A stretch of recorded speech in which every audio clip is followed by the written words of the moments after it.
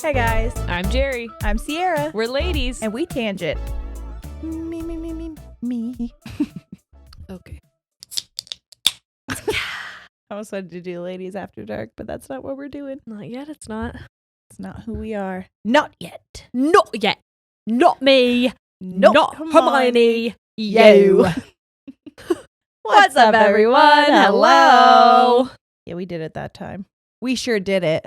Guess what? What? You know that I went to the movies alone last night. She did. For the first time ever in my life. Yeah. I went. That was the first time? That was the first time I've ever gone to the movies alone in my How life. nice is it? Well, Do you not like it? no, I did. I really I did. enjoy doing things by myself a lot. I was in line and there was a group of 4 girls in front of me and I heard them talking about TikTok and I was like, I had that thought, where I'm like, It's me. do you know me?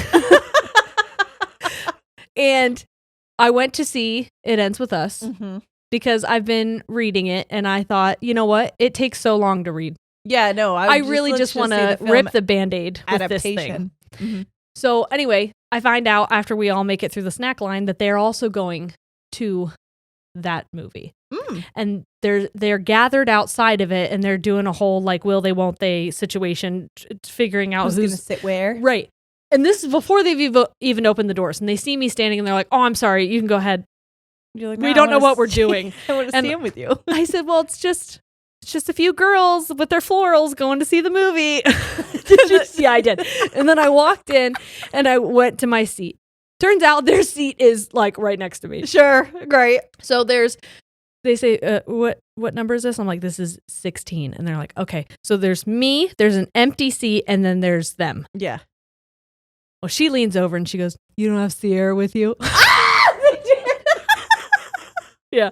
I said, I invited her, but she's streaming. I was like, because we've a couple times incorrectly assumed that someone, it's very uncomfortable. So awkward. I feel like such a dick. Same. Because people will whisper and then look at us and we're like, I have to try to retrain my brain that they're not making fun of me, that potentially they know who I am. But then they don't, or they don't say anything. And then it's just an awkward, like, I'm not going to say to you, like, do you know who I am? Do you know me? So it's just awkward where they're looking at me and like wide-eyed and smiling. And I'm like, yeah. She was like, do you get recognized all the time? And I said, kind of. We do, actually. She was, well, you're local celebrities. And I was like, well, I don't know about that, but sure. I was talking to somebody recently about the podcast and they asked me like, so how many people do you think know you around here? And I was like, I've gotten recognized far more than I ever thought I would in our small town. I just took a picture with someone at Applebee's. Yeah, I mean, like, it happens. The waitress came over and she was like, I just have a question. Brittany over here that I'm working with, she wants to know if you do a podcast. And I'm like, I do. And she's like, oh, she's going to be so excited. She loves you. That's so funny. So this one's for you, Brittany at Applebee's. Brittany, what up? I used to work at Applebee's. Do I know you? Do you know me? Well, text me if you do. Anyway. Yeah, I thought it was very funny and then I was very aware the whole movie, especially because the last 40 minutes of it, I was hysterically sobbing. Sure. Well, first of all, for the first part of it, I was cold and I was wearing this exact same outfit. Okay. And so I sat there with my knees in my sweatshirt and then I even put my arms in. And so I'm just sitting there alone in the theater like this. Like I look like a snowball. And then I was hysterically crying the last 40 minutes and I'm like, well, you are seeing me right now, aren't you? Yeah. Because I think who I am. Because the parts that I was crying at, and I audibly at certain points went, ooh, or I was like, oh. Sometimes I forget that I'm not alone in the theater just because I went alone. And I was like, well, if they don't know what's happening in my life before, they certainly do now based on how I'm reacting to certain things. But fair enough.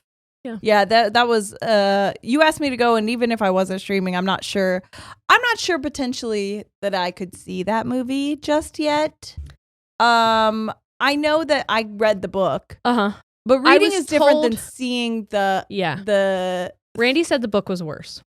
Well, I believe that. But for me, again, it's difficult. It's more real when there's like music behind certain things and there's slow-mo scenes of things happening. Yeah. And I'm like, I just don't know. I don't know how I would react, and I don't know that I want to find out in a movie theater full of people how I would. Well, for some reason, I did. Yeah. For some fucking reason, because I did. Me and my mom decided, what the fuck? Okay, that was a noun. I thought it was a little tiny spider. I freaked out. We went and saw, what's that movie with the fucking Lady Gaga was in it? Oh, Star is Born. My mom took me to see A Star is Born right after I got out of that relationship, okay, with somebody who had alcohol abuse issues, right, which also led to domestic violence issues. And so I watched that movie and I was hyperventilating. We had to sit there and I was like turned towards the wall, and my mom was like, "Are you ready to leave?" And I was like, "I need everybody to get out of this theater before I'm ready to go." Like I'm crying that fucking hard. Yeah. And then she found a secret exit that we could leave from because I was so embarrassed for how hard I was crying. And she was like, maybe this wasn't the right time. And I was like, yeah, that probably wasn't I didn't know anything about the movie going into it. I didn't know either. I just thought, oh, how fun. They're going to do some singing. No, not so fun at all. I was like, I love Lady Gaga. What? I'm emotionally destroyed. I'm going to never recover from this. I did use a part of the lyric in my vows, though. A lyric from one of those songs in my vows. Because she says, you found the light in me that I couldn't find. Yes. And that was a part that I said to Corey in my vows. Anyways, all that to say, I'm not sure. Eventually I might watch the movie, but I was like, I don't know that I should chance it at the movie theater. Yeah. Full of people who potentially know who I am now. Well, back in that other movie, that was in 2019, I think. Yeah. So nobody knew who the fuck I was. I didn't give a shit. Well, I was very aware that the people right next to me knew exactly who I was, and I was a mess, a literal mess. And I feel like watching, as somebody who constantly gaslights themselves into thinking that like their perception of the world isn't accurate or their perception of situations isn't accurate, watching it happen to someone else and feeling what I felt for them and being able to draw parallels, it almost like forced me to confront the gaslighting that I had done to myself. Sure. Yeah, that brought up a lot of emotions. Well, we're going to talk emotions today. That's what we have for you for this episode. And I think now's probably a good time because there's I do have quite a bit for us. Oh, heck yeah. Because there's two things. Yes. Originally, Jerry wanted to talk. She said, I think we should. Actually, I don't remember the exact. I'm going to find the text message. Please. Because it was funny. I texted you two different things. One, right when the episode came out. Yeah. And then again after. Not last episode. The episode that came out before. So if you're confused about this part and you're like, I don't understand what this has to do with anything, go listen 2 episodes back, listen to the end of it, and then listen to the last episode, the beginning of it. And that might help you prepare for what we're about to kind of talk about. I said on the day the episode came out, because there was a comment where someone said, it's crazy, this is a breakthrough, because it always came across that Jerry thought she was better. And I said, amazing, that's my worst nightmare, but that's fine. And then I said, also sent that to me. Yes. And then I said, also, can we do an episode on vulnerability at some point? We talk about being it a lot and we get called it, but I don't know that I fully grasp it. Yes. And I said, I know people talk about vulnerability being like in a manipulative way, which I mean, everything can be. Because I said, everything we've ever discussed can be just like used. Turned. In like favorable light. Right. And used for evil. Well, and I brought up the fact that there was quote unquote like the YouTube apology, which I think is very funny now because I said that they sit down, no makeup, gray sweats, and I'm like, oh fuck, I accidentally wore this, but it's just because I had it on yesterday and I got some terrible news this morning, and so like I didn't know that we were even going to record today. No, yeah, we didn't know. We were just kind of play it by ear. And so I accidentally am wearing what I said the quote unquote YouTube apologists wear. But it's also used in media. And I remember that like they say that PR people will have like the celebrities sit in front of like a complete, that's what I was literally just going to say, but you aren't sitting behind like a completely plain wall. You do have an ass behind your head. That's true. That's Nick true. Miller. I know that one of the examples was Mila Kunis and Ashton Kutcher. So like try to find the plainest, most Midwest background, and they have like this like a barn door, barnwood wall, and it's like, hey, that's on your $1 million house. Yeah. But like there is like, almost guys, to an just art like you. Yes. Which I mean, honestly, I get to a point because as somebody who I would feel we're in the midsection, okay, of this thing. Oh.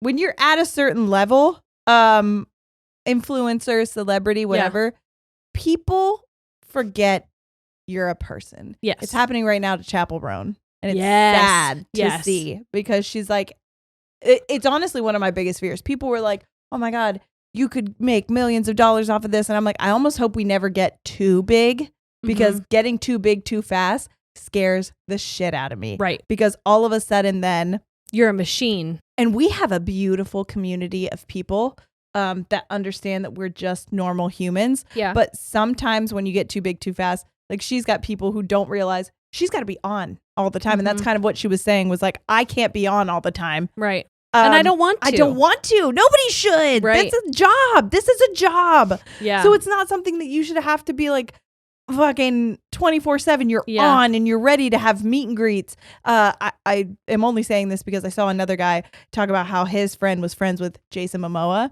Oh. And they all went out one night just like as bros. And he goes, poor Jason Momoa had to do like a literally 2-hour improv meet and greet. Because so he couldn't just like go out, hang at all with them. Right. He was just standing there taking pictures and signing things for people. Yeah, and it's like once you hit a certain level, and he's not getting paid for that. Yeah, exactly. Right. So once you hit a certain level, it's almost like people don't view you as an actual person anymore. So I understand the PR standpoint of having to be like, strip that away. Remember that these are real people. Yeah, and because there is a duality to that again is like, okay, remember that these are real people, listen to them and think of them as if they were you or a friend of yours. Yeah. But then there's also the part of it that's like, they're not though. They're just trying to be humble and relatable so that they can help you move past the thing they're trying to get you to move past. So they can keep making money off of you. Yeah. And so I wanted to talk about kind of like how people sometimes use vulnerability and how it can turn from like a genuine human experience to manipulation. Yeah, like a tool for something. And then something else happened. Yes. Where I then felt like I did understand vulnerability because if you look up the definition of vulnerability, I have it right here. I would love for you to read it. The dictionary definition of vulnerability is the quality or state of being exposed to the possibility of being attacked or harmed, either physically or emotionally. And that's the base noun version. Mm-hmm. So I have said before, but it also says capable of being physically or emotionally wounded, open to attack or damage, or liable to increase penalties. Yes. Okay. You guys know that I lurk on Reddit. Sometimes I just like to read and normally it doesn't bother me, but the things that I'm going to share right now, it did bother me and differently than I was bothered by the mean girl comment. Sure. Because this one, I think the intent was to lift you up, but I don't think there was a full understanding of what maybe the message was doing.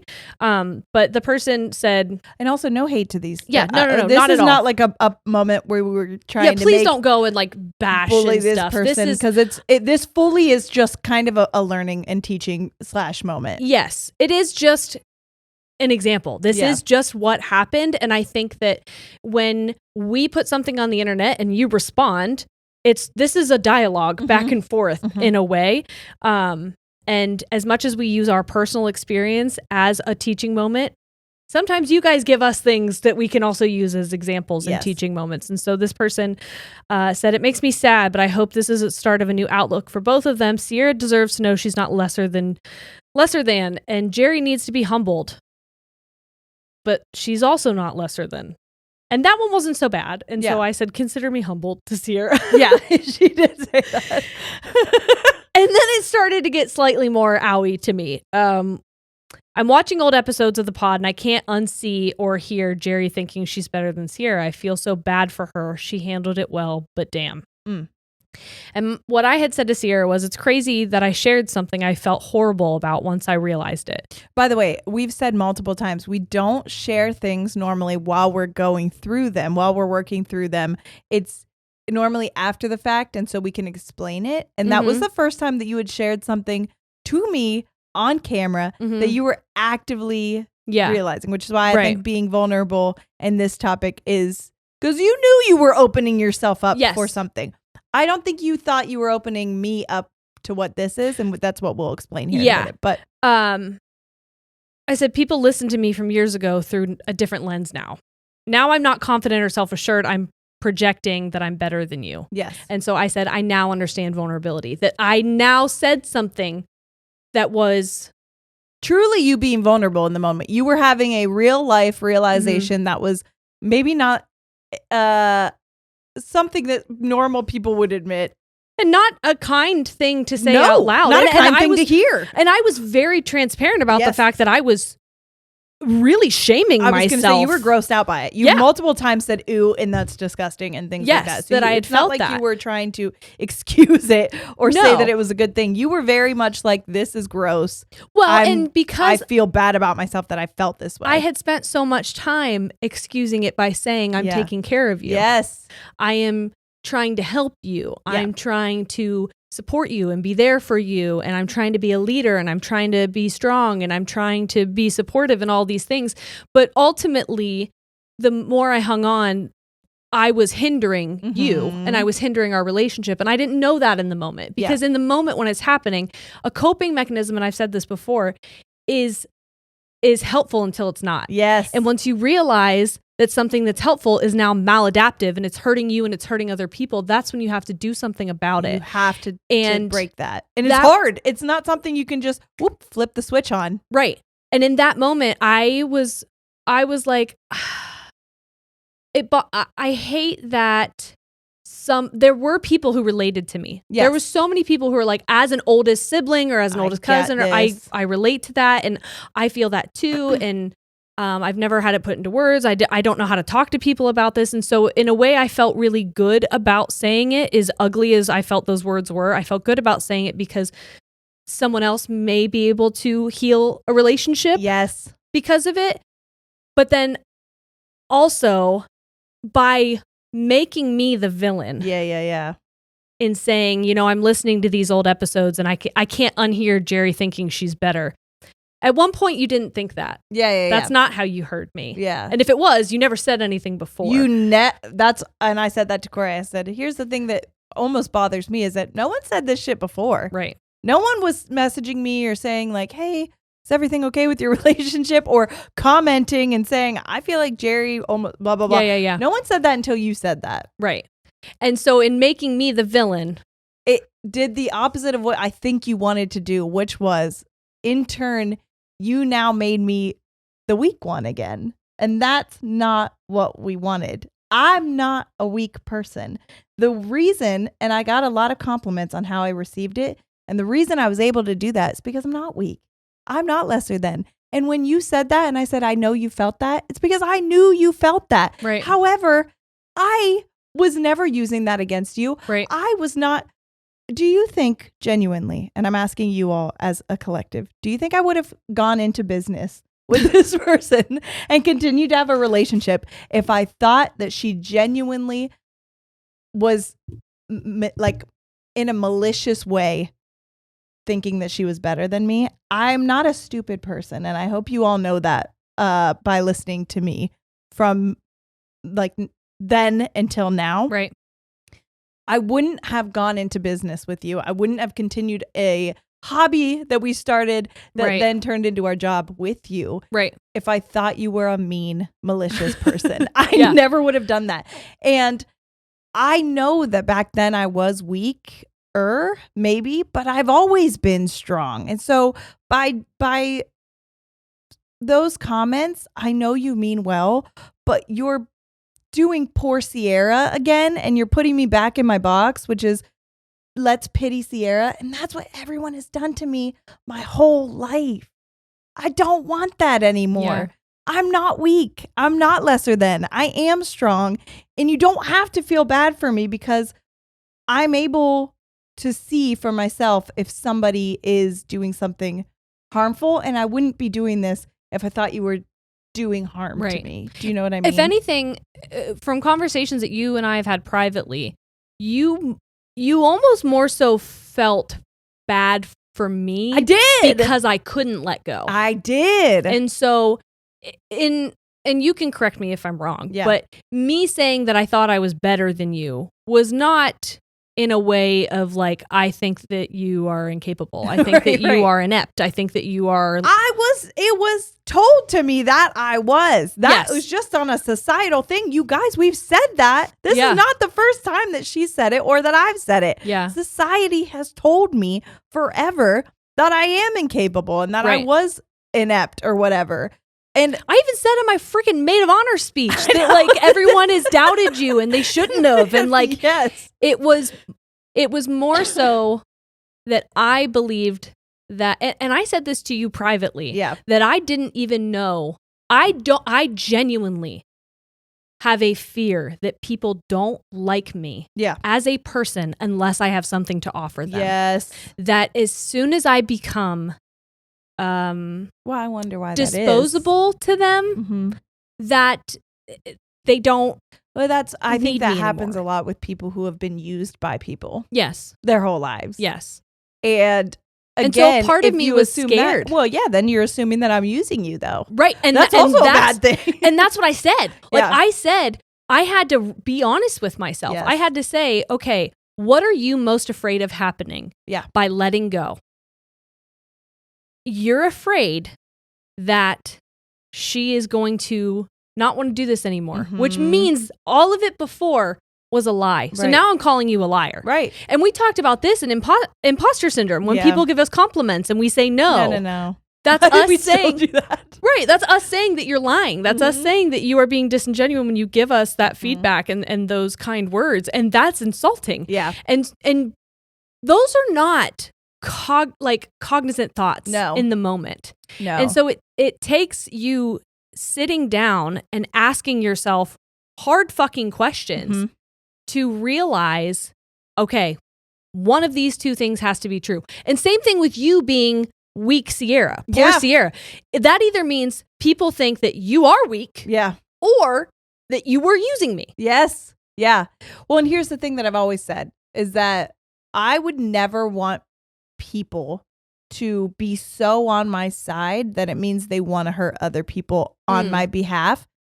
I've never doxed the person who abuses me or has abused me in the past. I never want to say his name. I won't tell you anything about him. And it's because I know I have power in people listening to me and that you guys care about me and you want to do things for me because you care about me. And I understand that. I've been that way. I'm a mama bear. I get it. However, for me, that doesn't benefit me in any way. And I never want people harming other people on my behalf. Right. Intentionally or unintentionally. And what also happens then, if you do that, is that you put me back into weak victim Sierra mode. And I have worked so fucking hard to not be small, weak, poor little Sierra anymore. I know sometimes I revert back to that. It's a coping mechanism that we're all trying to work through.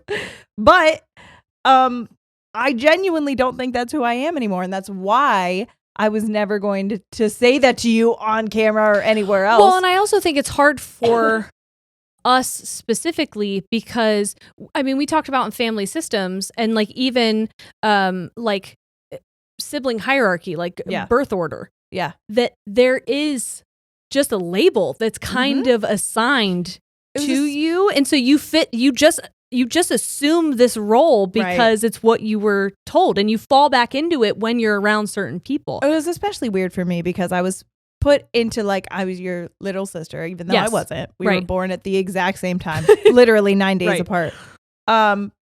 So I was less than, but also the oldest sibling. So all of the pressure. So here's what it was for me. It was all the pressure's on you to be the best, but we know you can't.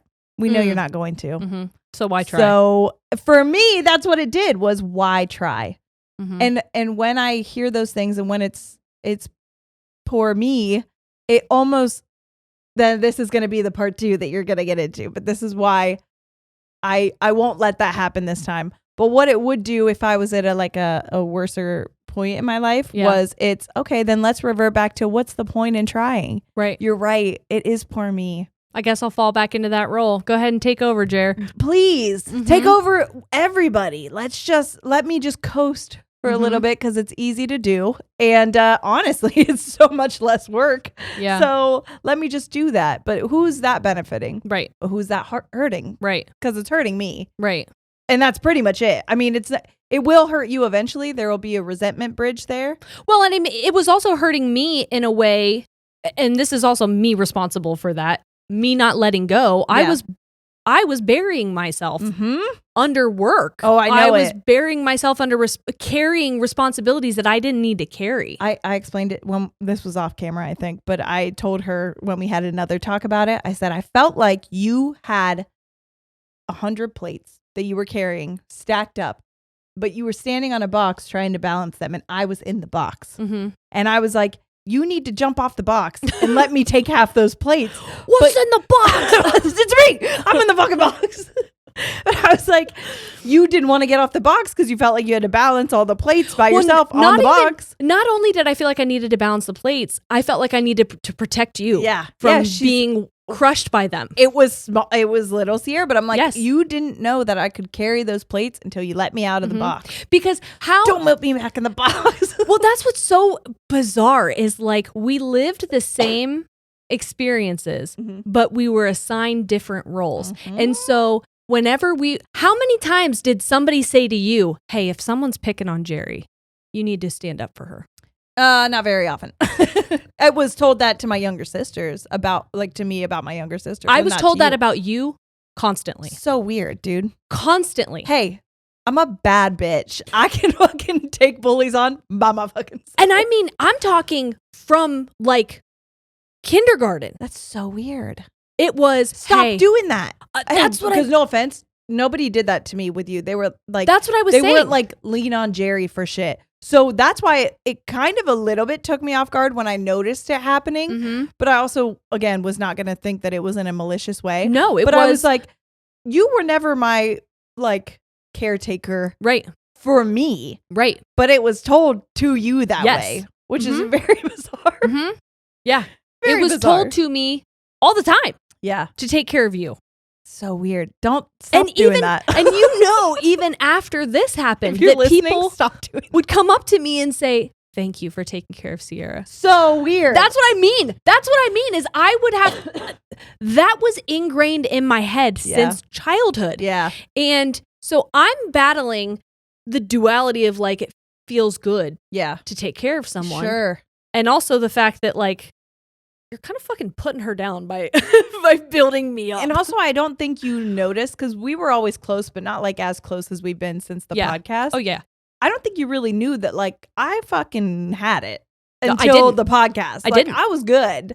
Well, and that's because everything I had ever heard was that you... Negative. But it's like, well, just watch me. Just hang out with me for a little bit. I'm pretty fucking... I got it under control. But it's hard because... that was assigned to me for so long. And again, if you look at it, if you write it down on paper, it looks like a failure, right? Yeah. But all of those failures made me a better, stronger person. Right. Every single one of them worked to my benefit. Right. There's a fucking quote that I saw. I think it's Babe Ruth said it.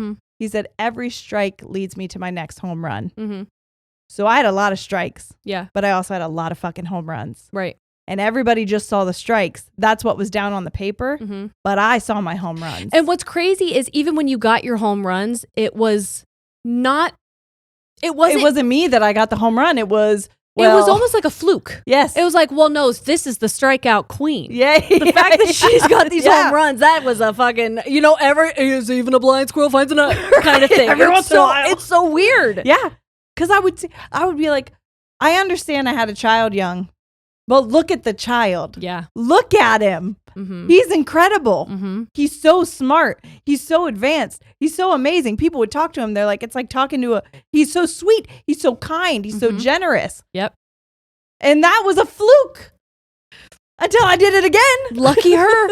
It was like, could it be that I'm a good parent? Yeah. Could it be that I did what you couldn't do? Could it? Could it? I don't know. That's not to anybody specifically. Anywho.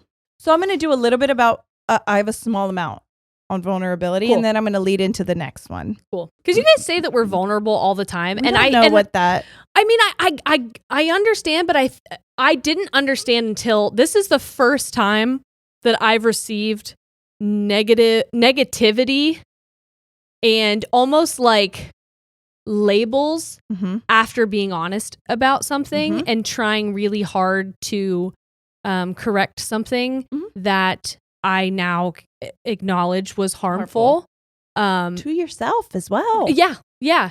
And it bothers me more that somebody else who relates to me could read that and then not ever want to talk about it. Same with me. And that's what we said. We're like, we know who we are. But let's say somebody who says they're a Jerry or someone who says they're a Sierra who's trying so hard then sees the poor Sierra thing and thinks, you're right. Yeah, poor me. Yeah, fuck this person. And then you can't foster that relationship or growth with that person because now there's building resentment there. Right. Or vice versa, someone who sees themselves as you is like, oh shit, I am a bad person. And this is what I've said, that I don't like the way that certain like quote unquote cancel culture is, where it's like zero room for accountability, zero room for growth. You fuck up one time, you're a fuck up for life. Hey, I hate you forever. I'm a qualified fuck up. Okay. And let me tell you, the growth and accountability comes after a fuck up every single time. Hey, put qualified fuck up on a t-shirt right now. You better. Right now.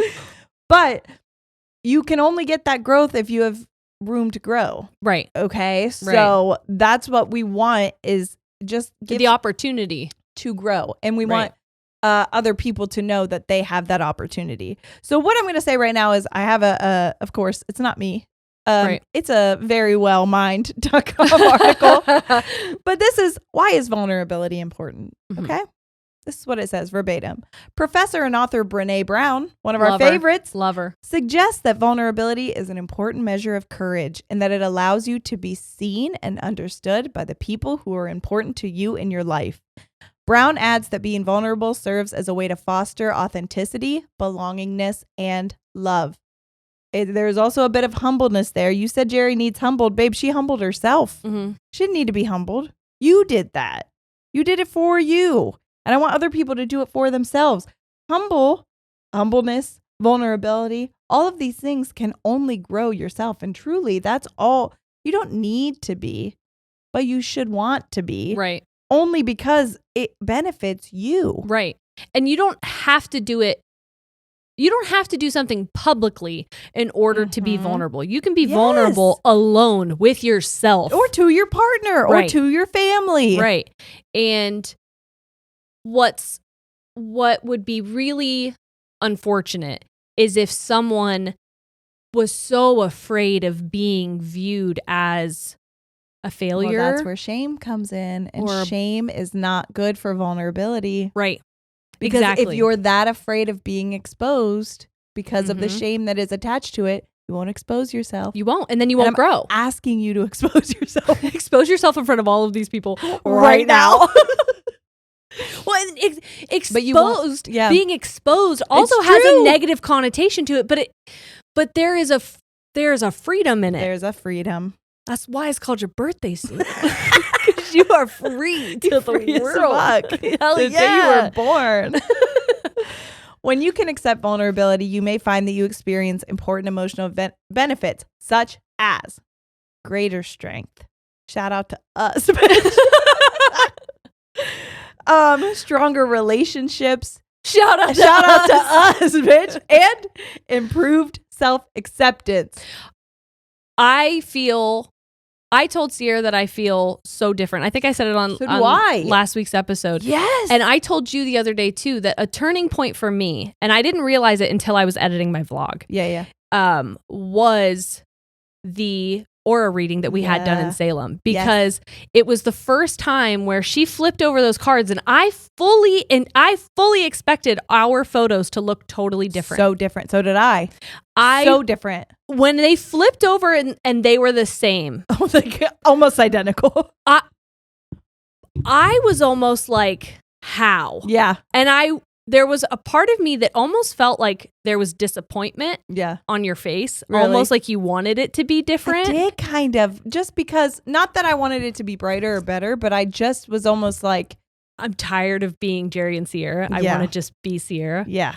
I read that on your face, and I was, as much as I hear that for you, when I saw it, I was like, you've spent so much time feeling like you were carrying, that I was carrying you, or that I was, and not carrying as in she was incapable, but carrying as in like, I didn't want you to get hurt. I didn't want you to get left behind. I didn't want you to feel left out. And so it was almost like, I'm just going to carry you, Madame Zeroni, up this hill so that you're not. I was like, my legs work though. It's the thing. And that's the thing, is like, for whatever reason, I was like, no baby, but your fragile, sweet little legs can't touch the ground. And I was like, well, now I have, my muscles have atrophied because I haven't walked in so long. And I need to walk. Please let me fucking walk. It's important. But when I saw those pictures and our colors were identical, and they were in the same places in the same way. It was beautiful when she explained it then. Yes. And I think that's where you see me get it. Yes. Because as much as it was, I wanted me to be different, I also thought I would be.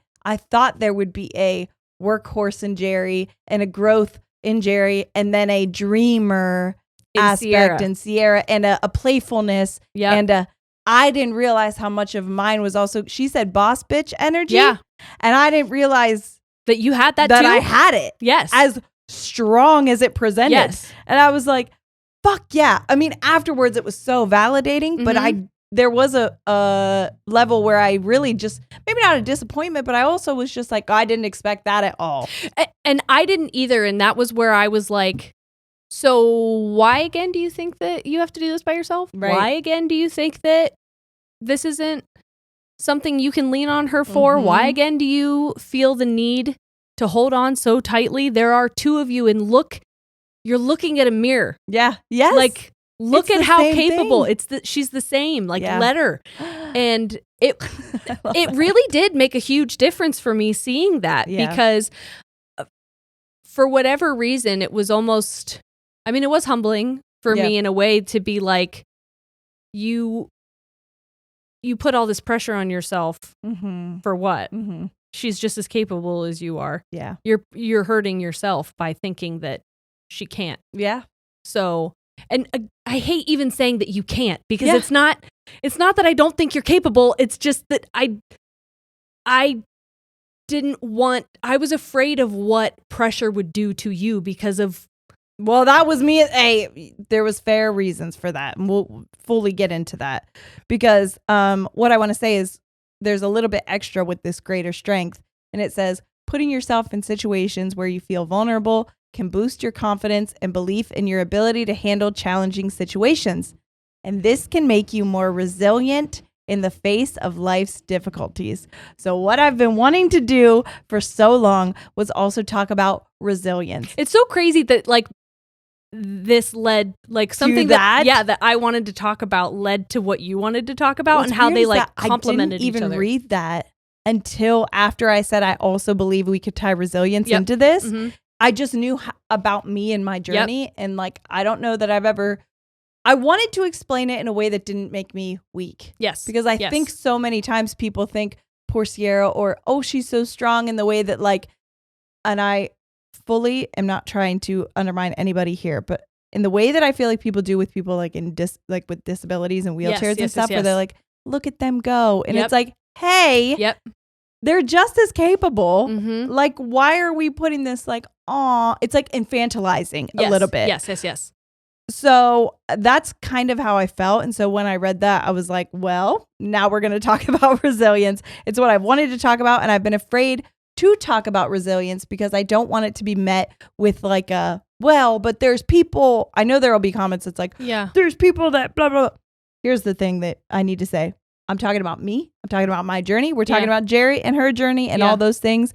If you feel like you can relate, reading. Yes, take what resonates, leave the rest. Okay. If you feel like fine, here's what I want to say. If you feel like you're needing to be like defensive or combative or say, but you don't know my situation, I want you to sit with that and really, really ask yourself about your situation and be fully honest with yourself. And you don't need to talk to me about it. I don't need to know about your situation. You don't need to convince me, because genuinely saying anything online about this is not going to do anything. Be honest with yourself, because that's what I had to do for this. Okay, so here's what resilience is. Hold on, you have your hair hanging from your arm. What the fuck is that? Okay, we'll pause too because I also have to pee. Okay. By the way, I'm going to send all of these to you, so we will have these linked in the show notes, all of the things that I'm reading from. But this one's from Mayo Clinic. What is resilience? You may ask yourself, and I'll tell you. Resilience means being able to adapt to life's misfortunes and setbacks, especially changes that you are maybe not expecting, which unfortunately we will all go through. Right. Traumas, tragedies, grief. It's all going to come for us at one point or another. And resilience. She comes for us all. She does. Son of a bitch. I think that had my life not changed as drastically as it had this year, I don't know that I would have had this realization, because there would have been a level of comfort that I was used to that would have almost not allowed me. Hey, what did I say to you when you were telling me you were upset the other day? And I was like, as low as you feel, you have no idea how, it's almost like you're being double bounced on the trampoline. Yeah. You have no idea how, don't do that, by the way. That's so many injuries. I just need to say that. But you have no idea how high you're going to go now. Because what did I say? My strikes led to my home runs. And I got the furthest I've ever gone after some of the hardest points in my life. Truly, it was like I had to be brought down to be able to realize how high I could fly again. Yeah. Okay. Yeah. When you have resilience, you harness the inner strength that helps you rebound from a setback or a challenge, such as a job loss, an illness, a disaster, or a loved one's death. If you lack resilience, you might get stuck on problems or feel like a victim. You might feel burdened to turn to ways to cope that aren't healthy, such as drug or alcohol use, eating disorders, risky impulsive behaviors, and also just like the coping mechanisms we've talked about, which is reverting back to childhood coping mechanisms that aren't healthy for us as adults anymore. Right. There is a way, though, that you can learn. Here's what I need you to know about resilience.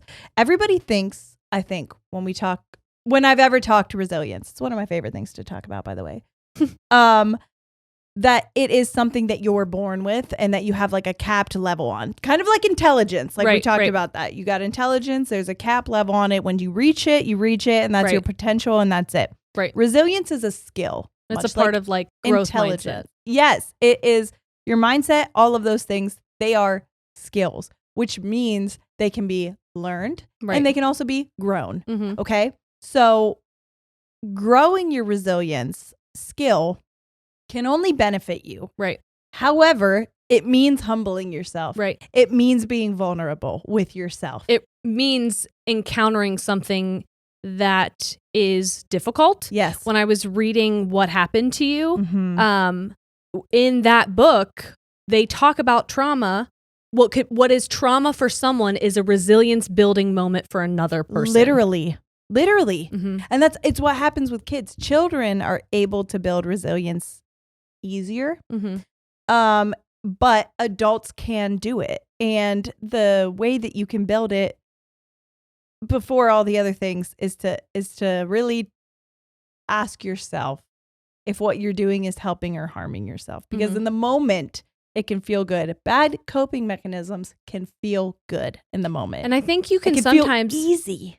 I think sometimes you can even convince yourself that you are helping yourself Yes. when you're harming yourself. Yeah. My dad told me when he was speaking to his counselor that his counselor was like, there's a bag by the door and it's full of excuses. You can pick them up whenever you want. Yeah. And that is something that I think about a lot whenever I'm trying to be honest with myself. It's almost like exposure therapy with yourself. Yeah. Like, Yes. no one's here. No one's here. You can actually be the biggest piece of shit in the world. No one's here. No one has to know. Yeah. But you know. You know. And can you live with that? Can you live with that? And will it be beneficial to you in the long run? So here's the thing. In the beginning of this podcast, I said, I will never be able to travel well. I don't like flying. And I'll never be able to do shows in front of people. I can't stand up in front of people. Those are things I do on a very regular basis now. For the longest time, I think I said in episode like 2 that we should start doing video, and you were like, no, vehemently against it. I said, I don't want anybody to ever see me. That's embarrassing. I don't want them to have any reason to pick at my, because to me, I was like, they're just going to tell me what I already know, which is that I'm a ugly, horrible, stupid bitch. And I don't want to open myself up to I didn't want to be vulnerable. And in that part way. of me was like, oh God, if she goes too far out of her comfort zone, she's not going to want to do this with me anymore. And I need this. Yeah. And so I was like, don't push her. Don't push her. But then you got to a point where you were like, I'm ready to push myself. Let's do it. Let's do it. And I go on planes more than anybody that I know besides you in my life right now. I do live shows in front of, we've done it in front of like 600 people. Yeah. And it's the best thing I've ever done in my life. It's the best feeling I've felt in a really long time. And I would have never felt that if I would have listened to myself say, I can't do that. I won't do that. I'm never going to be able to do that. Those words only hindered me. Right. Because at some point you were also along for the ride, but truly you would have just been like, all right, I guess we don't do it then. Yeah. And then this could have never happened for both of us. It wouldn't happen for you. And so as much as I want to say like, but you know what I would do when you didn't want to do that is I would find something else that I could take on that would almost like balance it out to like keep the momentum going forward until you were ready. And like, instead of, I don't know. It was almost like instead of having a conversation with like a hard conversation with you where Which is what I needed, honestly. But for whatever reason, I couldn't. Yeah. It was almost like instead of having an honest conversation with you, I was just going to just take it on myself, do it myself.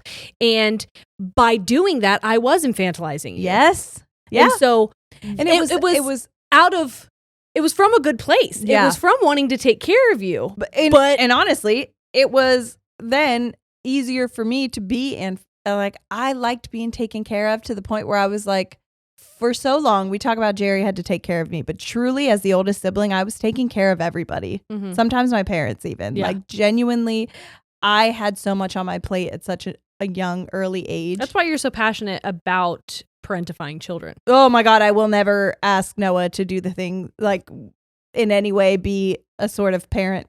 Responsible for what you were responsible for. Never. But it taught me a lot. However, I do feel like then when I felt like somebody could carry me, I was like, well, then carry me. What a great feeling. Mommy feels good resting. What I had to sit with myself, in that moment was, yes, I feel like there's a lot of ways that what's going on is, I have depression, I have anxiety, but really when I got to the root of it, it felt good to just not do anything for a while. That felt good. And that felt easy. Yeah. And it felt like if I don't take any risks, there won't be any failures. And then I won't have the anxiety of failing. And I would rather just sit here in this little safe zone. And then I watch the world pass me by. Right. And I realized that I was still just sitting there doing nothing. And that was so sad that I was like, it's time for me to get some fucking boots on and start jumping. And I'm going to learn about what these straps are. I'm going to fucking get out there. And if I fail, I fail. But at least I'm moving. Right. At least I'm going. Yeah. And that was something that took me a really long time to admit that it was also partially my fault. Yeah. The depression, the anxiety, when people are like, how'd you get over that? You have to admit, not you, but for me, I had to admit that part of that was me. Part of it I liked. Part of it was easy. Part of it was comfortable. And that's there how was comfort I feel in the discomfort, because I was comfortable in that sadness. I was comfortable in, that's why we do Sad Bitch Island and things like that, because I'm like, I understand. Don't shame yourself. Don't do that. Don't get into a shame spiral. However, know this is a vacation and not a destination. Right. This is temporary. And you have to pick yourself back up, because the world won't do it for you. Right. And the only person that hurts is you. The world will keep going. They don't care. The world's going to keep moving. And even in saying that, it's not like we want you to keep moving because being stagnant is bad. It's because we see how wonderful life is. Yeah. And I don't want you to miss it. You don't want someone to miss it. I don't want somebody to miss it. And I don't want you to feel like everyone else in the world is doing better than you when you are so fucking capable. You have no idea how strong and how capable you are. Please hear me when I say that. You have no idea how strong and how capable you are until you do it. The way I felt like whoever you were speaking to is in the microphone, because you put both of your eyes directly to it, and you were like, listen to me. I was like, let me just, it's me and you. Listen, she's not even here right now. It's just, I'm talking to you. And nobody has it's like to there's know. a Horton Hears a Who situation on your microphone. Nobody has to know right now. But I'm telling you, I get it. I've been there. You deserve this. You deserve this. And see, in my mind, you talk about like the comfort and the discomfort, and like just it was easy and it felt good to do nothing. For me, it felt good to feel needed. It felt good to achieve. It felt good to get those pats on the back. That's why I struggled so hard whenever I left teaching, and whenever I would tell people I'm a photographer, oh, I'm a podcaster, and I would get these looks like, oh, okay. Not what you got when you said you were teaching special education. Exactly. I needed to have that validation. And as much as I talked about like make your own pie and it was growth happens sometimes little by little. Oh, it's and so very, very baby steps sometimes. And in those, it's almost like it's so fucking cliche, but it's like a puzzle, but it's like 100 million pieces. That's why I say, and they're so I can't tiny. Stand when people are like then overly critical in those comments, because it's like, don't scare her off, bleach. She's trying. She's trying. Yeah. Give her, it might be baby steps, and it might be something that's like, well, duh, that's what I thought. But like, that baby step for you, it was a huge step forward for us. It was a big, scary step. Yeah. It was huge. Yeah. It was monumental. Okay. And it was a moment of realization for both of us that is going to make us stronger. Right. So don't scare her off. For the love of fucking God. And don't scare me back into my hole. That hole is so fucking dark and scary and quiet and lonely. And I like being out in the world. I don't want to go back in that hole. I love sleeping. And I will sleep all day in that hole if I am allowed. But I don't want to do it. Yeah. So let me tell you how you can build resilience in yourself. I think it's important. This is just a little thing I'm going to say. What is resilience? Life might not come with a map. This comes straight from the website. But everyone is going to experience twists and turns, okay? From everyday challenges to very traumatic and long-lasting events, such as death, accidents, serious illnesses, things that, we all went through COVID. Right, so I feel like a lot of us went through a very traumatic couple points in our lives. Yeah. If you're as old as we are, it's been hard. And you have to know how to deal with those changes and not let them break you, because they will keep happening and you can't let the world break you. Each change affects people differently, bringing a unique flood of thoughts, strong emotions, and uncertainty. But people generally adapt well over time to life-changing situations and stressful situations, and that's in part due to resilience. So psychologists define resilience as the process of adapting well in the face of adversity, trauma, tragedy, threats, or significant sources of stress. Serious health problems or workplace and financial stressors, those all go together. As much as resilience involves bouncing back from these difficult experiences, it also involves profound personal growth, which is why I say each strike gets me to my next home run, because a strike is a strike, right? You need 3 to strike out. But that home run is a fucking game changer. Right. Sometimes. Right. That home run is a game changer. Right. So if I get 1 strike, but it leads me to a home run, right, that's life changing. Right. That personal growth is what makes this what you want to work towards. Right. While these adverse events, much like rough river waters, God, that's a fucking tough sentence. Who wrote that? Are painful and difficult, they don't have to determine the outcome of your life. There are many aspects of your life you can control, modify, and grow. And that's the role of resilience. Becoming more resilient not only helps you get through different difficult circumstances, it empowers you to grow and improve your life along the way. Right. Here's what resilience isn't. Being resilient does not mean that a person won't ever experience difficulty or distress. It's not toxic positivity. Yes. It's not we can think the pain away. It's not let's just about it. You know what I mean? You're going to still feel those feelings. You're not going to be immune to life. Yes. People who have suffered major adversity or trauma in their lives commonly experience emotional pain and stress. And in fact, the road to resilience is likely to involve considerable emotional distress. But resilience involves behaviors, thoughts, and actions that anyone can learn and develop. The ability to learn resilience is one reason that research has shown that resilience is ordinary, not extraordinary. It can be developed by anybody at any point. Mm-hmm. There's never a point where you're too far gone. There's never a point where it's, well, that's not for me. I can't, you don't understand my life. It's anybody. Right. At any time. It's very much so like building a muscle. Increasing your resilience takes time and it takes intentionality. It is something you have to work at constantly. However, focusing on 4 core components, connection, wellness, healthy thinking, and meaning, can empower you to withstand and learn from difficult and traumatic experiences, and that can increase your capacity for resilience to weather and grow from these storms or difficulties. Right. So here's some ways I'm going to tell you that you can build your own resilience. I think it's important. I think you should do it. And I love you. Okay. Number 1, build your connections. Prioritize your relationships. It is so fucking easy when you are in depression, anxiety, shame spirals to isolate yourself. Don't do it. If you're embarrassed, if you maybe don't want to talk to people in your personal bubble, reach out to people maybe online.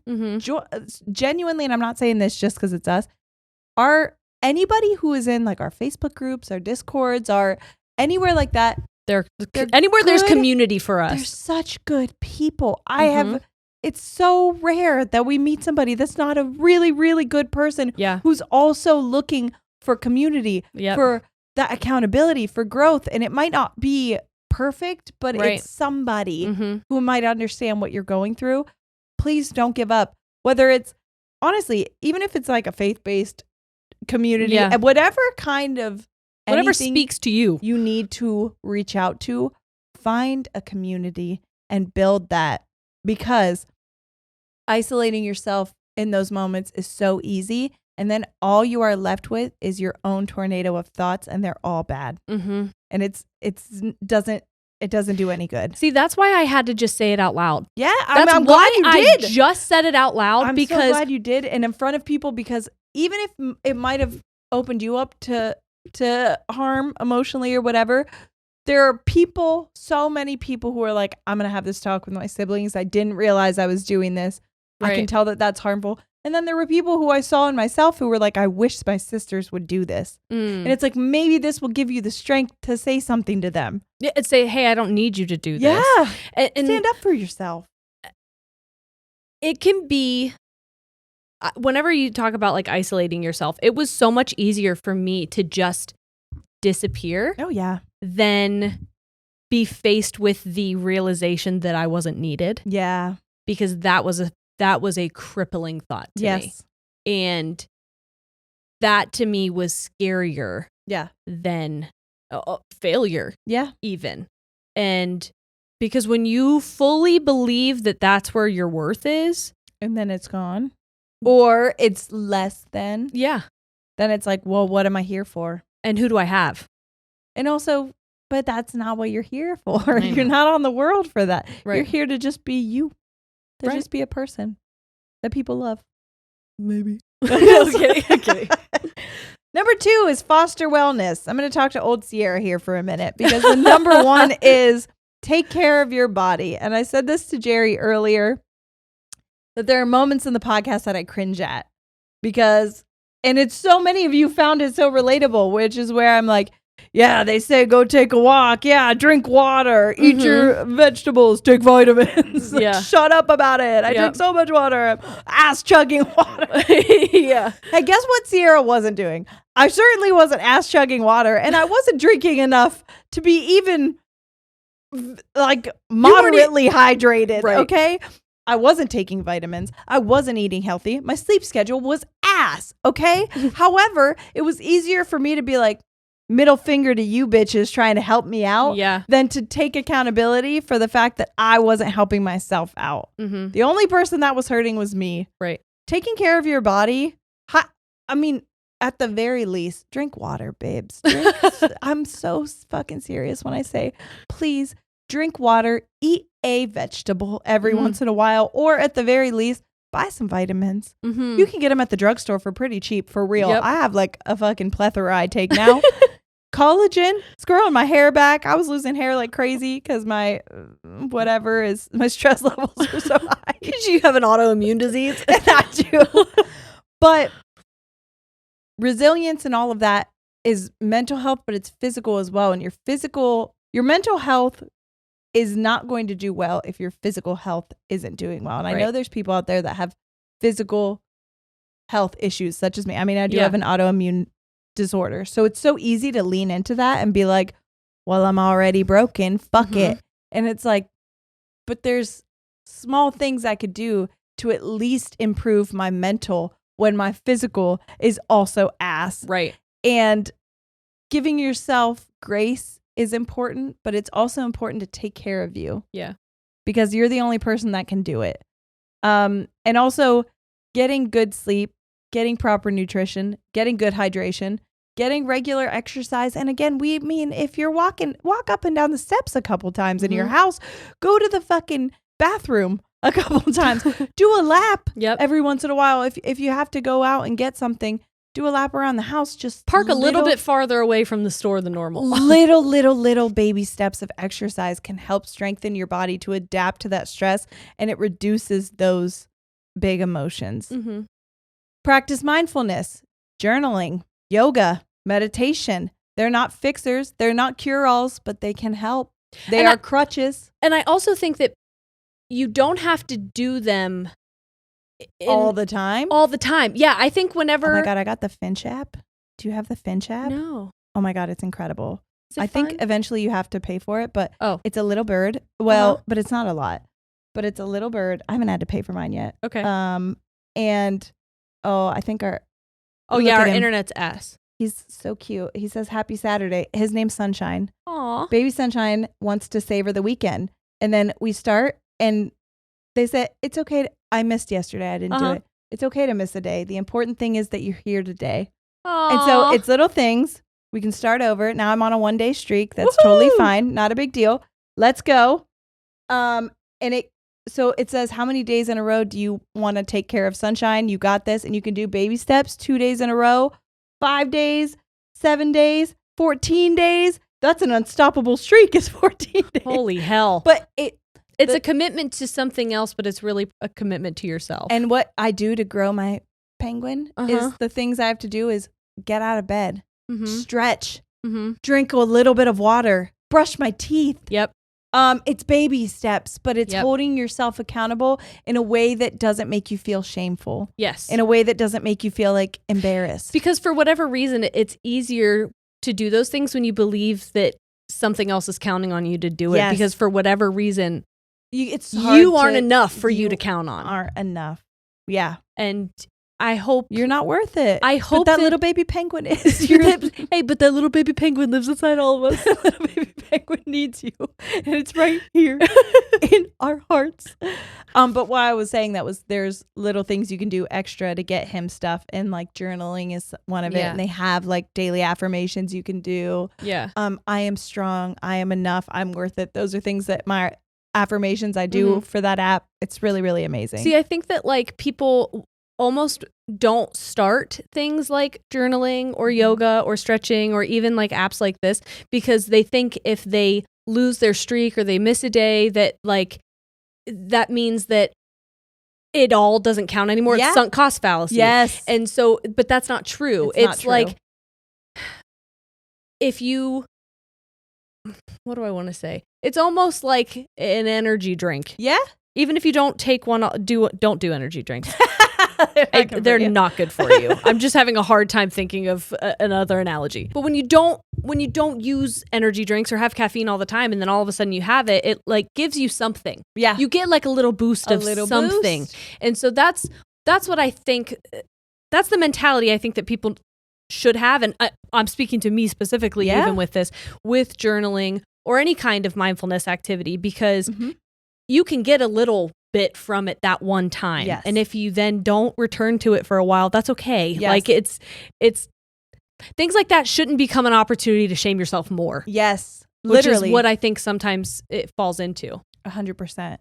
The other thing is avoid negative outlets. So it could be very easy to fall right back into that shamey, blamey cycle. It can be very easy to fall right back into masking your pain with things like alcohol, drugs, impulsive behaviors, things that were good outlets for you at first that aren't maybe serving you so much anymore. And that's also where journaling can come into play. Journal what makes you feel good, but also what has a positive impact in your life, and journal the things that maybe don't have a positive impact in your life, and watch the pattern because it's important to hold yourself accountable. And like you and I said, I wasn't going to say those things to you. I'm not going to do that, even though, I mean, I think that good friends do hold their, but for me, that's still a thing that I'm like, well, I don't want to rock the boat or make you feel bad or make you feel any type of way. Also, I think that as much as a good friend can have a tough conversation, a good friend can also acknowledge when it could be more detrimental to kind of hold up that mirror to someone when they're not ready to see it. And sometimes, especially with people in addiction or things that are addicted to negative things, this is what they say in all people: you're not ready to get help until you're ready to get help. Right. You can't do it for anybody else. It has to be your decision to change. And you holding space for me to do that was helpful. It good. I didn't need you to tell me because my pride, I don't know that I would have. If anything, I would have. If anything, because of what my issue was, / maybe is still. If you would have said that to me, it would have made me want to work harder to prove that wasn't true. It triggers a it would have opposite response. It would have almost made me feel exposed in a way that I wasn't ready for. And do you know what that response would have done to me? I would have shrank. I would have shrank and been like, "Whoop, you're right. Oh, let me get back in my box." Yep. Not sorry. Actually, sorry. I even fucking popped my head out. Yeah. No, you're totally right. You're totally right. The next one is find purpose. Find a purpose. I didn't realize until the podcast how much finding a purpose would change my fucking life. Dude, I forgot I was going to tell you this. So our 5-year anniversary is coming up. Is that not insane? 5 years? What the fuck? 5 years. I wouldn't. I mean, that's right, but like I never would have pieced that together. So I taught for 5 years. I shot weddings for 5 years. And now this is my 5th year doing this. And this is the first time in my life where I don't feel the need to escape and find something else and achieve more. Like I want to continue to achieve. I want to grow. But not in a way that is escaping. Yes. Doing something different. Yes. So this will be the second longest relationship ever in my life. Oh my next to Corey. This is my second longest. Wow. Ever. Okay, to be fair, I think I'm still... Yeah. Okay, if you're talking about the podcast, me. I mean, yeah. And I mean, like, in a job setting as well. Because I was a server, but I never stayed at one job for longer than, well, maybe the Roadhouse, but I was back and forth. At the Roadhouse! I took time off. I've never even taken a break from this. Mm-hmm. More than, 3 weeks when I had, or maybe it was like, was it 3 weeks when I had Sawyer? I think that was it. I don't know how much. Maybe 4. But I mean, we kind of like we kind of prepped ahead. Yeah. We worked an awful lot to prepare for that. Yeah. Damn. Yeah. I realized this is the first job other than like the park. This is like my first adult job that I'm going to have for more than 5 years. Agreed. And I just feel like, what else can I do? Mm-hmm. What can I do more? Mm-hmm. Not what can I do to get away? You're not calling in and faking pink eye. Yeah, I sure the fuck am not. I couldn't be more wanting to be here. My eyes couldn't be clearer. I can see clearly now that pink eye is gone. So please find something that gives you a sense of purpose. And honestly, this has nothing to do even with money or anything. It's just, I finally feel like I found people I could help on a level where you aren't draining the life out of me with the need to help you. You know what I mean? I feel like I'm helping, but also you're not running yourself down. Ragged. You all see us as people. You see us as people who, I mean, you tell us more than we tell us that we need a break. Mm-hmm. You say, take a break, take time off, babe. Mm-hmm. Fucking chill then. Mm-hmm. Do it late. Do it never. We don't care. We're here for you. We love you. And like, I just want to say thank you. This is me saying thank you for that, because that's a huge part in what made me resilient, I think. The next one is be proactive. It's helpful to acknowledge and accept your emotions during hard times, but it's also important to help you foster self-discovery by asking yourself, what can I do about this problem in my life? If the problems seem too big to tackle, break them down into manageable pieces. Mm-hmm. You don't have to take on everything at once. That's a lot. That's a lot to do. I explain it like a funnel.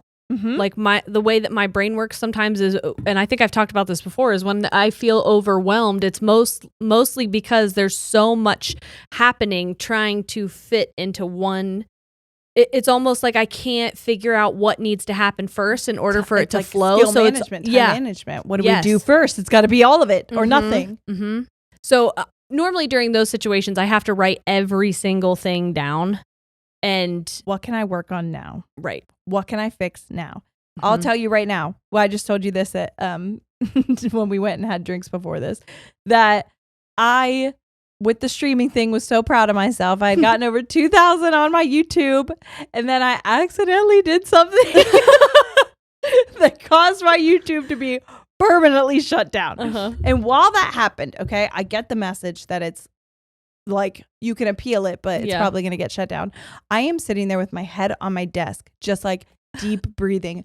Actually, if I'm being very vulnerable, thinking about like, I was like all or not. I was like self-destructive mode of like, well, this was impulsive bad Sierra that was like, kill yourself about it. I'm not even kidding. Hey, that's what was happening. Hey, last night, it took everything out of me not to drive my car off the road. I swear to fucking God, coming home from that movie, I was hysterically crying still in the car. And I almost had to like ignore the fact that I had arms, because at any moment I could have been like, you know what? Life is something right now. Yeah. Just that's what I'm not saying that to be quirky or cute. I'm literally saying that because that is the first impulsive thought I had was like, see, this is why you don't deserve this.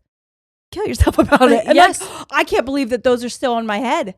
And that's it comes out at the most fucking bizarre times. So random. And I just wanted to say that so that I can prove to you that like it's not an all or nothing fix. Yeah. It will still be there. And so when I had my head on my desk, Corey comes over to me, he puts his hand on my shoulder and he goes, it's kind of a funny story. And I looked up at him and I was like, honestly, not the time right now. And he was like, Sierra, it's going to be okay. What can you do now to fix it? Mm-hmm. What is something you can work on? And I was like, I can't even think about that. Everything is ruined. He's like, hey, think about what you're saying. Mm-hmm. You did something silly that costs your YouTube page, but that wasn't all. I mean, you still have so many things. You have your daughter, you have the podcast, you have your actual stream. Like, it was such a small, minor thing that you lost. But it was embarrassing. It felt embarrassing. It felt like, see, you are the failure that everyone said that you were going to be. And he's like, just work on something small now. And so I started a backup one, right? Yep. And I started putting things up. And immediately I was like, okay. It's not the end of the world. But it was crazy that was like, that was the fucking gut reaction that my brain had, which was like, see, you fucking stupid fail. It was literally like, you idiot. Yep. See how stupid you are? I knew you couldn't do this. And it's like, why are you being so mean to me? Like, shut up already. Jesus, fuck. But I channeled that into doing something proactive then. And then it was like, oh my God, this is such a silly thing. This is such like a not a big deal thing. It's exposure therapy within yourself. You have to. And that goes into our next thing. Move towards your goals.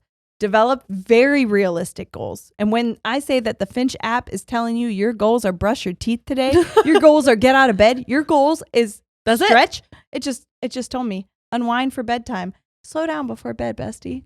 I'm like, thank you. I would love to. I'm actually trying to work right now, but when I'm done. But like, give yourself achievable goals, and you will feel serotonin when you reach them, and then improve those goals. Make them a little bit bigger. Make them a little bit. It doesn't have to be all or nothing. Yeah. It can be very slow at first. You just have to keep moving forward. Look for opportunities for self-discovery. People often find that they have grown in some respect as a result of a struggle. So just like, oh, for sure. Right. Even though you and I might feel very low in those points, those baby steps we took to get forward, just uploading something, literally the only thing that helped me was being like, this didn't break me.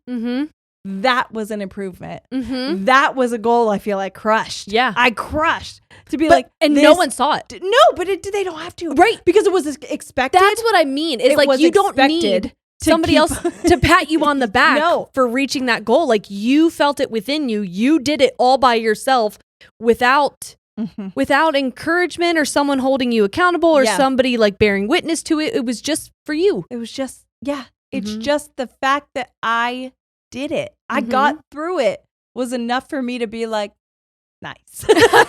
Nice.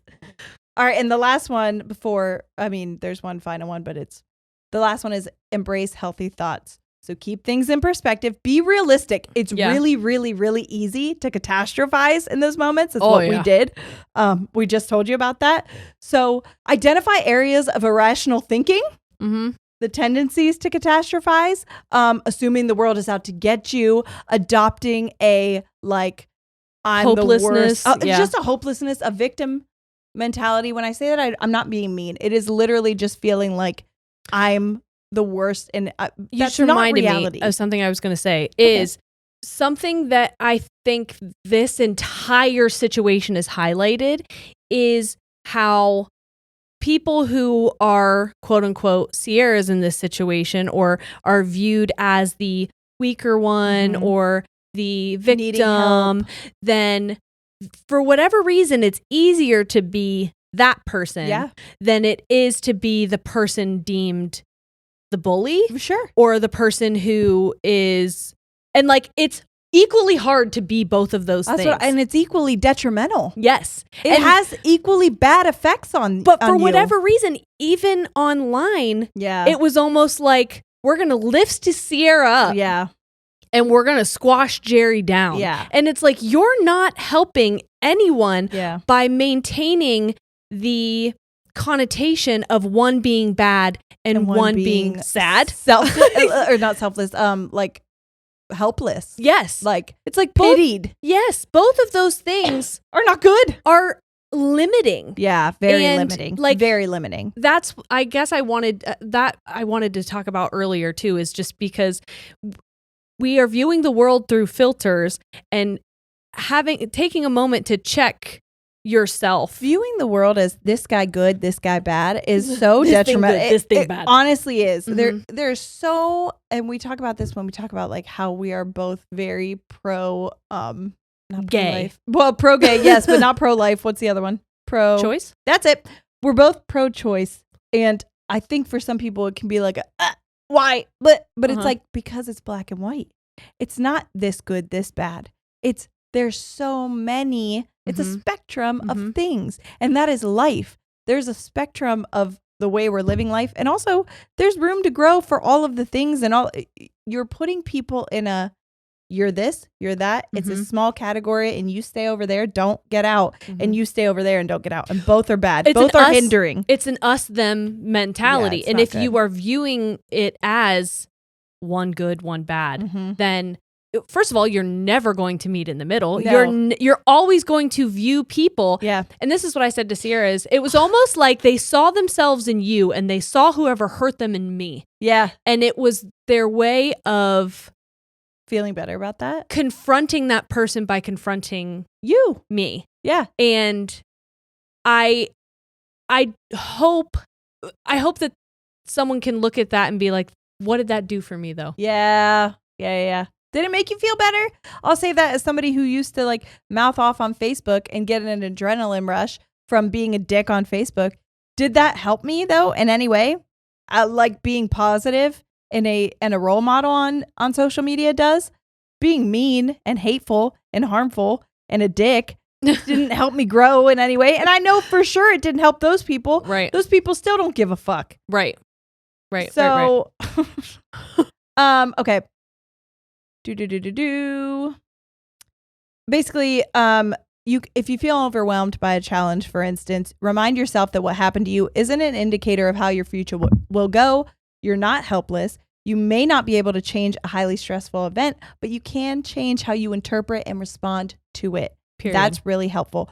When I went to therapy, that was what she did. She said, write down those ways that your mind says those fucked up things, and then reframe it, and then rewrite it down, and do that every single time you have that thought. Replace that negative with a positive. And I thought, fuck you, bitch. And really, truly, it helps. Well, when we go out and I have to travel and we have a 3-hour layover and it fucking sucks, and I sit there and I look at you and I'm like, this fucking sucks.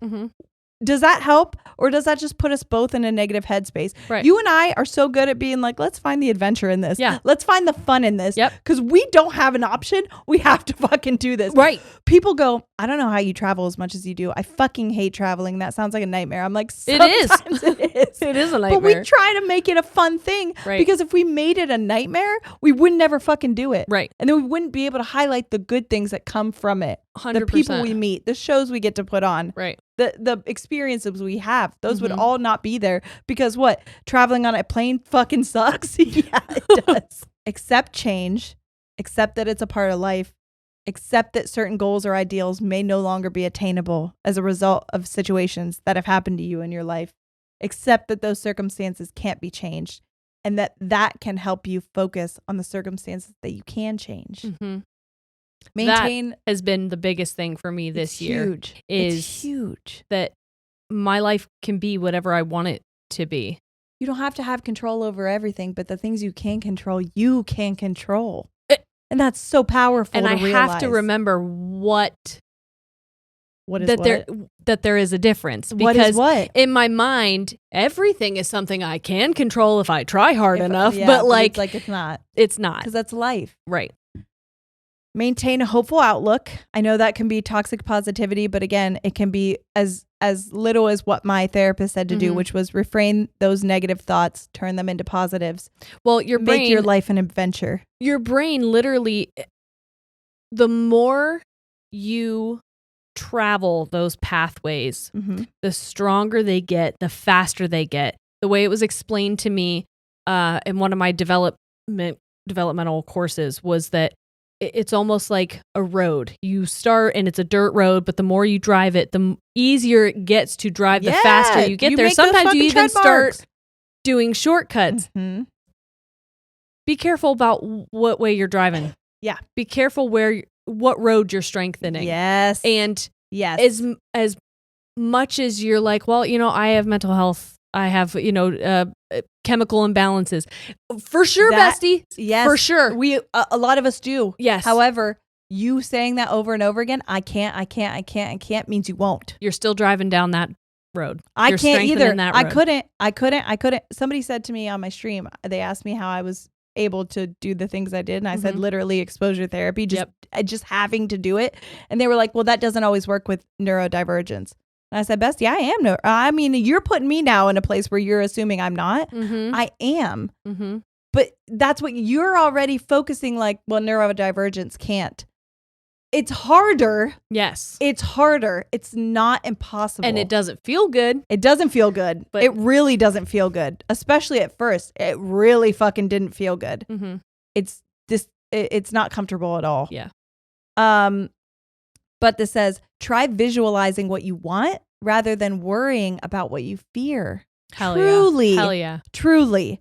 Along the way, note any subtle ways in which you start to feel better as you deal with those difficult situations, and then foster that. And the last one is learn from your past. By looking back at who or what was helpful in previous times of distress, you may discover how you can respond effectively to new difficult situations. Remind yourself of where you've been to be able to grow from there. Find strength. Ask yourself what you've learned from all those experiences. And if none of those things work for you, please ask for help. Go take a nap. No, I mean, yeah, but seek help. Yeah. Because for a lot of people, using their own resources and strategies might not be enough. And so you might get stuck. You might find the road hard to travel. And that's where the connections are going to come in. But there are professionals that can help you. There are friends that can help you.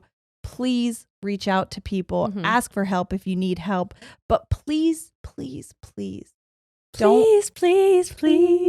Don't limit yourself. The only person that hurts is you. Don't shame yourself, but also don't limit yourself. Take a break, take a breather, understand that you might, all of those things that I told you in the beginning that got you to love me and see yourself in me, hurt me eventually. And what I don't want you to do is only see that version of Sierra and think, this is who I need to be, and that's the only one I can relate to, because I've seen firsthand who that person becomes if they don't help themselves, and it's not good. It's not good. So please trust yourself, believe in yourself, and help yourself. Because you're really the number one person who can do it, because you have to admit to yourself that you need help, and that you're worthy of it. So there you go. There you go. That's what I have for you. I'm glad we finally did it. Yeah. There might be more eventually in the future because there's so much to resilience, but that was just on a level I feel like we could both really relate to right now. And because I've listened to so many recently episodes, especially earlier ones, and I'm like, I wish I wouldn't have. I wish more people would have asked me those questions of the do you stand by that? But I think it was easy to assume that I did and not realize that I don't stand by those anymore. We should do another do you stand by that? I might just pick my fucking own. I think at that point it was easy to ask you questions. Yeah. Just because of what was going on. Yeah. But I will say I did it myself today. You could say I stand by it, but not as hard as I did then. Yeah. I think it's fine to take that moment and feel that way for a short period of time, but don't do a disservice to yourself. That part. And I think, we just said this is going to be coming up on 5 years. Yeah. Could you imagine if we would still have that mindset? That's what I'm just saying. No growth at all. That's what I'm saying. That's crazy. Yeah. 5 years of growth. Yeah. Is what? It's a lot. Yeah. That's a lot. Yeah. So if you guys want another do you stand by that, go back and send Sierra some do you stand by that. Yeah, I didn't get a lot. Leave me alone. No, I'm kidding. Shut up about it. I'm kidding. If you want more, though, more. Yeah. Go to patreon.com/ladiesandtangents. We're about to film probably a cool down game night situation, a little chill. And then also you can come see us on tour. You can go to ladiesandtangents.com and see we've got tickets left for some of our shows. Yeah, if you're listening to this now, we have shows this week. We're going to be in St. Louis, Indianapolis, Milwaukee. So come to our shows. And if none of those are cool with you, then we also are going to be in Las Vegas, Salt Lake City, Phoenix and San Diego. So I think there's tickets available for most of those shows. Yeah. Please come. We'd It's a love good to time. see you. It is a really good time. A lot of fun. Not so that on vulnerability and resilience, everyone. We love you so much. We really do. We'll see you next week. All right. We're out. Goodbye.